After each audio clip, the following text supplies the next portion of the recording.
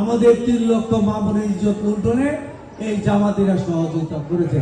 বেহেশতের ticket কেউ পৃথিবীতে ব্যক্তি করতে পারে না, এটা মালিককে আল্লাহ।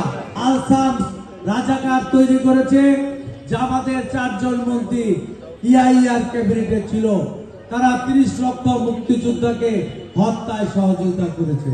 এই যে লেবাসদারীদের সাথে আমাদের এই নির্বাচন একটা লেবাসদারী যারা বেহেশতের টিকিট বিক্রি করে, বেহেশতের টিকিট কেউ পৃথিবীতে ব্যক্তি করতে পারে না, এটা মালিককে আল্লাহ। আপনার কর্মের উপর আর আল্লাহর ক্ষমার উপর আপনি বেহেশতে পাবেন, তাই না? এই লেবাসদারীদের দেখলে অনেকের মনটা দুর্বল হয়ে যায়। তারা যে লেবাস ধরে সেই লেবাসের কাজ তারা করে না। বাংলাদেশের স্বাধীনতা যুদ্ধে এই দেশটা জন্মের সময় তারা এটার বিরোধিতা করেছে কিনা?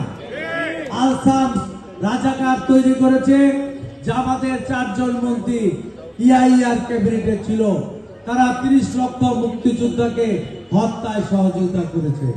আমাদের 3 লক্ষ মা বোনের ইজ্জত লুণ্ঠনে এই জামাতিরা সহযোগিতা করেছে। একা লেবাস করে অনেক কথাই বলে।